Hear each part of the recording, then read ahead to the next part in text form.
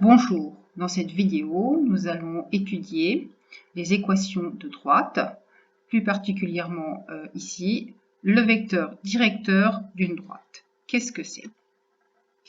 Par définition, c'est un vecteur qui est non nul. Donc, ce vecteur directeur d'une droite D signifie qu'il existe deux points A et B distincts de la droite D, tel que le vecteur U est égal au vecteur AB.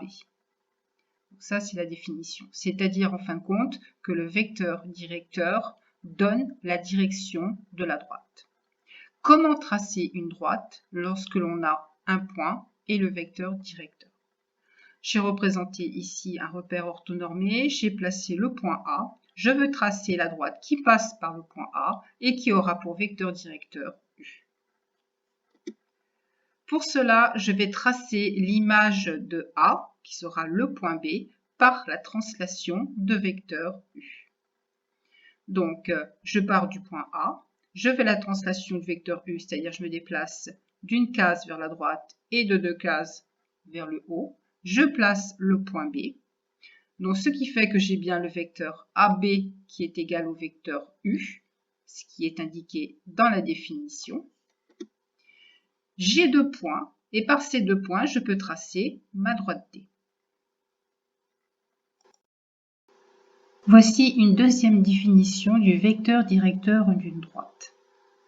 Cette fois-ci, nous allons partir d'un point A et d'un vecteur directeur U non nul. La droite passant par le point A et de vecteur directeur U est l'ensemble des points M tel que le vecteur AM est égal à K fois le vecteur U, où K est donc un réel. Nous allons expliquer cette définition à l'aide d'un logiciel de géométrie dynamique, GeoGebra. Je vais vous expliquer graphiquement cette propriété. Ici, nous avons donc un repère orthonormé. Nous avons tracé une droite qui passe par le point A et qui a pour vecteur directeur U. Le point M ici est l'image de A par la translation de vecteur U.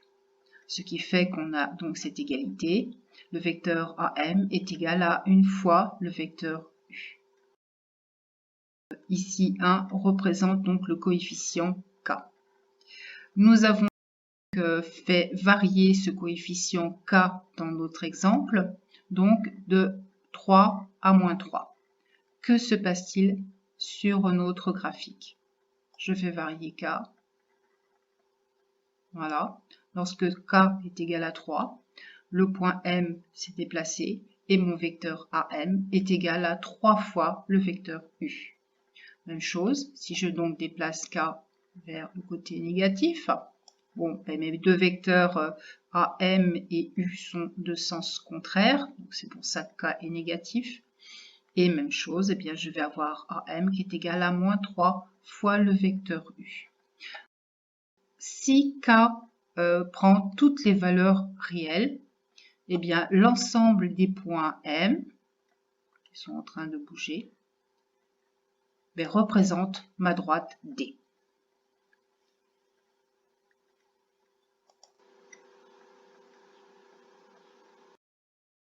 Bien, cette vidéo est terminée. Je vous dis au revoir et à très bientôt.